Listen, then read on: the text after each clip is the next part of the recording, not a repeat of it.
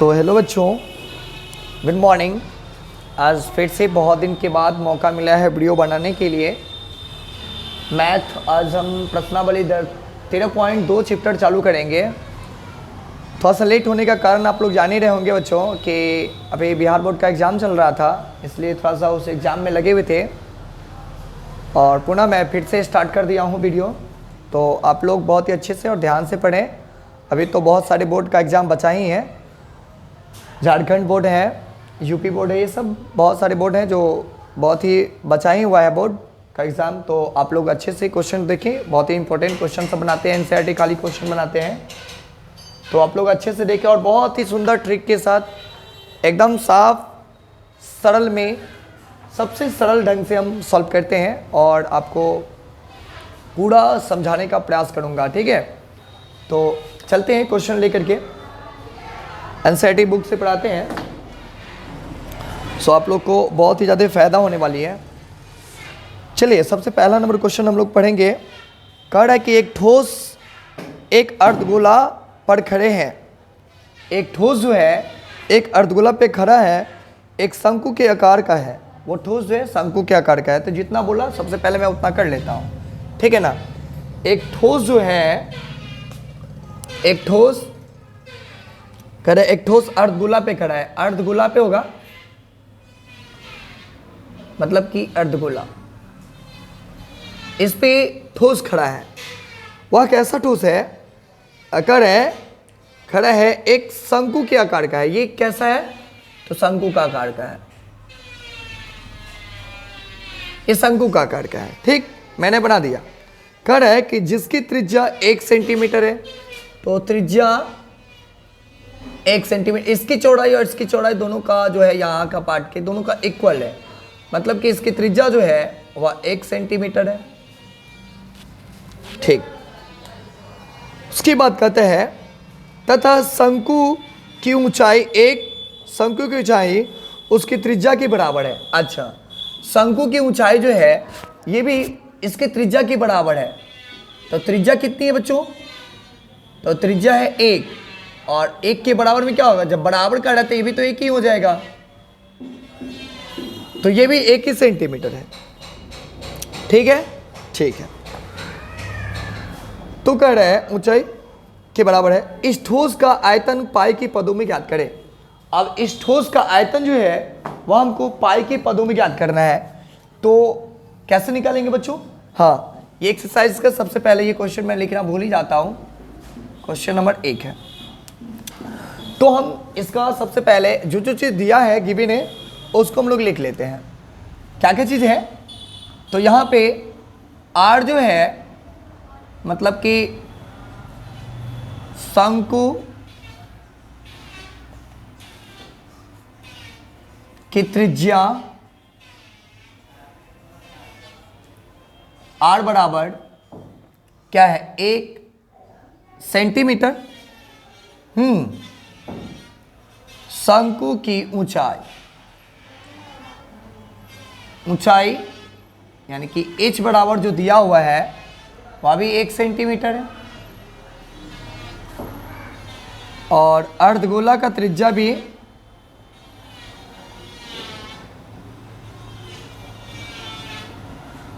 अर्धगोला का त्रिज्या सेम ही है, 1 सेंटीमीटर। तो प्रश्न क्या कहता है? प्रश्न कहता है इस ठोस का आयतन पाई के पदों में ज्ञात करें। बच्चों अब हम लोग आयतन निकाल रहे हैं ना। वहां पे वक्र पृष्ठीय क्षेत्रफल या पृष्ठीय क्षेत्रफल से संबंधित क्वेश्चन जो था इसमें भी वही है, लेकिन इसमें आयतन निकालना है तो आयतन उससे भी बहुत ज़्यादा हल्का होता है। तो चलते हैं बच्चों, अच्छा है क्वेश्चन, बहुत ही हल्का है। तो आयतन निकालने के लिए हम लोग क्या करेंगे? लिखेंगे ठोस का आयतन बराबर, ठोस का आयतन में क्या क्या चीज का आयतन निकलेगा? शंकु का आयतन का आयतन जोड़ अर्धगोला का आयतन। ठीक है ना बच्चों, तो शंकु का आयतन क्या होता है? 1/3। ये जो होता है ना बेलन का 1/3 होता है, 1/3 पाई r² h। और जोड़ अर्धगोला का जो होता है, गोला का तो पूरा होता है 4/3 पाई r क्यू, और अर्धगोला का इसका आधा हो जाएगा 2/3 पाई r क्यू। तो बच्चों हम लोग का गिवन क्या क्या चीज, कॉमन क्या क्या चीज आ जाएगा? जो जो कॉमन आ जाएगा उसको कॉमन सबसे पहले मैं बाहर निकाले, तो इधर बनाता हूं। ठीक है, तो इसमें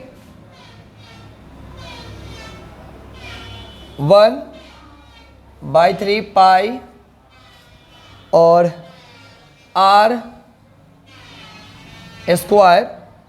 कॉमन हो जाएगा, तो बचेगा क्या चीज? यहां से बच जाएगा h प्लस, यहां से बच जाएगा पाई निकल गया बाहर, 3 भी निकल गया, एक बार बाहर निकले तो एक बार बच गया, 2r बच गया। तो 1/3 पाई को तो हम लोग मान इसका नहीं रखेंगे क्योंकि पाई के पदों में ही आंसर निकालना है। पाई r कितना है? 1 का स्क्वायर इंटू h कितना है? तो 1 है, और जो 2 इंटू 1, तो 1/3 पाई 1 का स्क्वायर 1, और 1 में r से गुना करें तो 1 ही रह जाएगा, और गुना 2 1 2 और 1 3। ठीक है बच्चों, तो ये 3 से 3 को कैंसिल जब कर देते हैं तो मेरा बच क्या गया? पाई। पाई, ये पाई के पदों में आंसर निकल गया। पाई के पदों में आंसर निकालना था, अब centimetre cube, centimetre square, centimetre cube, यानी कि आयतन तो सेंटीमीटर क्यूब में ही निकलता है। ठीक है ना, तो ये आप लिख सकते हैं, ये पाई का आंसर आ गया। ठीक है, तो बच्चों नेक्स्ट ये एक बार देख लीजिए और हम लोग बढ़ते हैं नेक्स्ट क्वेश्चन की ओर। एक बार अच्छे से देख लीजिए, बहुत अच्छे से, ये बहुत इत्मीनान से आप सॉल्व कर सकते हैं, ज़्यादा भारी है नहीं, बहुत ज़्यादा हल्का है। तो मिटाते हैं।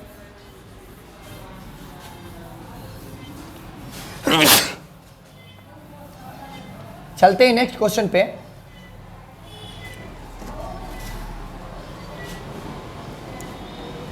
नेक्स्ट क्वेश्चन बहुत ज़्यादा भारी है। भारी कहने का मतलब लिखावट इसका बहुत ज़्यादा है, बनावट तो बहुत ही हल्का ही होने वाला है।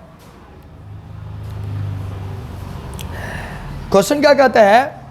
एक इंजीनियरिंग के विद्यार्थी रचेल से एक पतली एल्युमिनियम की शीट का प्रयोग करते हुए एक मॉडल बनाने को कहा गया जो एक ऐसे बेलन के आकार का हो जिसके दोनों सिरों पर 2 शंकु जुड़े हुए हो।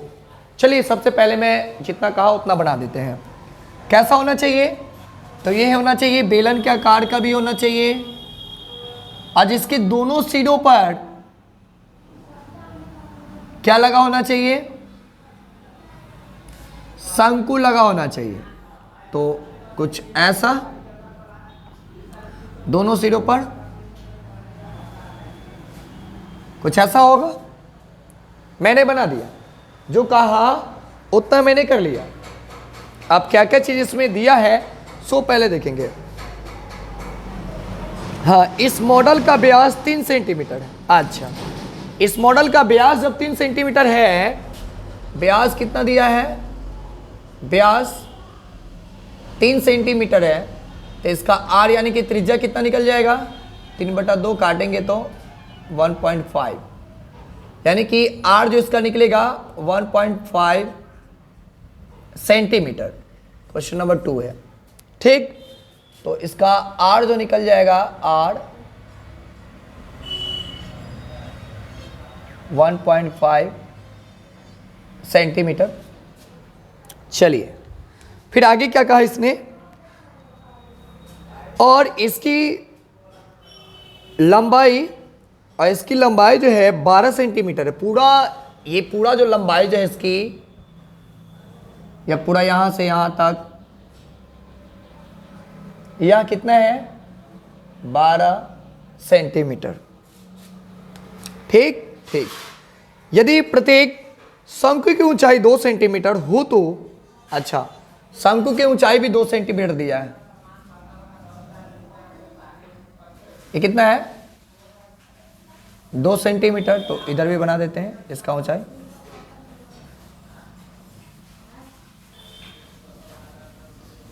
ये 1.5 है।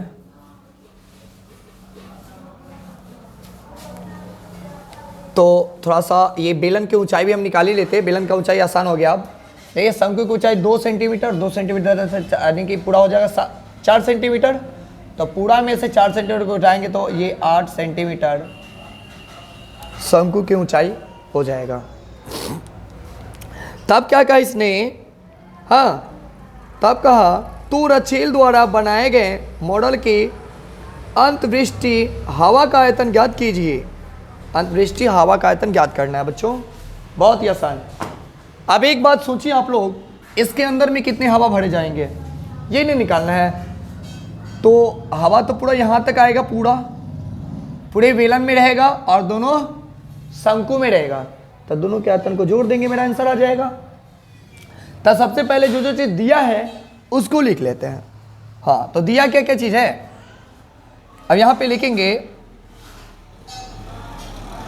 शंकु की त्रिज्या। शंकु की त्रिज्या जो है वह कितना है 1.5 सेंटीमीटर। शंकु की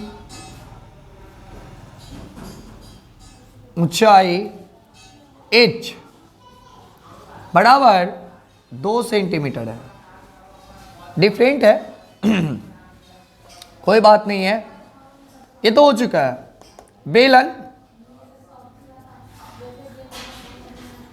बेलन की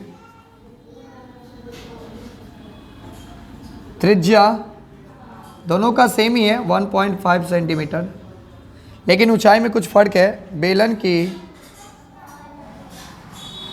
ऊंचाई, इसको कैपिटल H मान लेते हैं, बराबर हो जाएगा 8 सेंट, क्योंकि ऊंचाई इसका डिफरेंट है इसलिए ऊंचाई का हम लोग ना कैपिटल H मान लिए। यहाँ पे कुछ लिख देते हैं,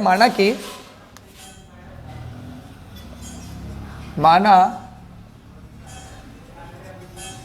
शंकु की ऊंचाई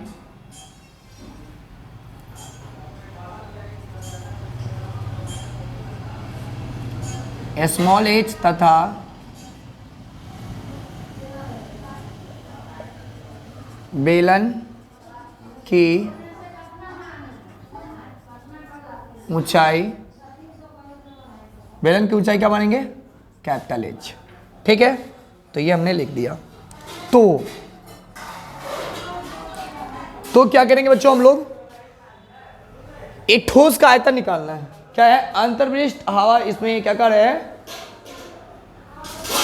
तो रचेल द्वारा बनाए गए मॉडल का माने कि मॉडल का आयतन ज्ञात करना है, यहाँ पे लिखेंगे। तो मॉडल का आयतन बराबर बेलन के आयतन जोड़ 1 और 2 शंकु का आयतन। क्या बच्चों, बेलन का आयतन जोड़ 2 शंकु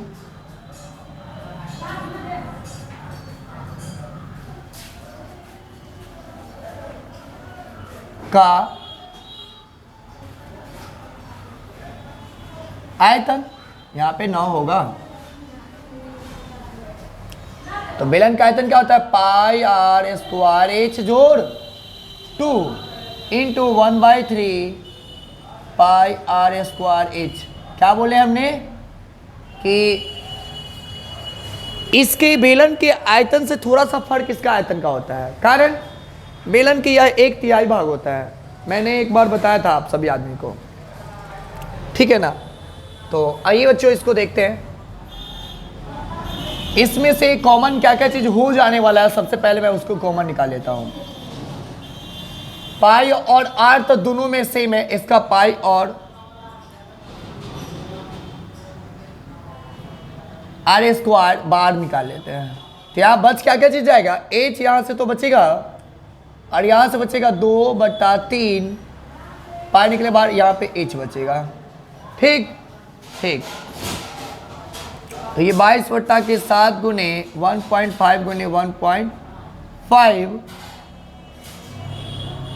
और ये हो जाएगा एच। एच क्या है, ये स्मॉल एच, सॉरी यहाँ पे कैपिटल एच दे देते हैं क्योंकि यह बेलन का है और ये तो ठीक ही है। हाँ ठीक है, तो यहाँ पे कैपिटल एच कितना है बच्चों, 8 जोड़ 2/3 और ये स्मॉल एच कितना है, स्मॉल एच जो है आपका 2 है। ठीक है ना, ठीक। तो यहां पे करते क्या है, 22/7 और यहां पे हो जाएगा गुने 1.5 गुने 1.5। अच्छा, इसको सबसे पहले चेंज ही करके रखते हैं। करते क्या है कि इस पॉइंट को हटाएंगे तो दोनों के बटा में 10 चढ़ेगा, पॉइंट को काट दिए। अब यहाँ पे होगा क्या, 15/10 गुना 15/10। ठीक ठीक, और यहाँ पे क्या हो जाएगा, 8 या 24, ये दोनों का एलसीएम 3 हो जाएगा और 2 दूना 4। ठीक ना, ठीक। तो यहाँ पे होगा क्या, इससे तो हम इसको काट देंगे 15, 5 या 5 से कटेगा ना, 3 5 15, 5 1 5, 5 दूना के 10। ठीक, क्लियर। इसको 22/7 गुने 15/10 और गुने 28, 7 चौका 28। ठीक है, ठीक है। तो अब इसको हम लोग कैसे काट सकते हैं, इससे इसको काटेंगे 1.5 पे, तो ये हो जाएगा 22 गुना कितना हो जाएगा बच्चों, ये हो जाएगा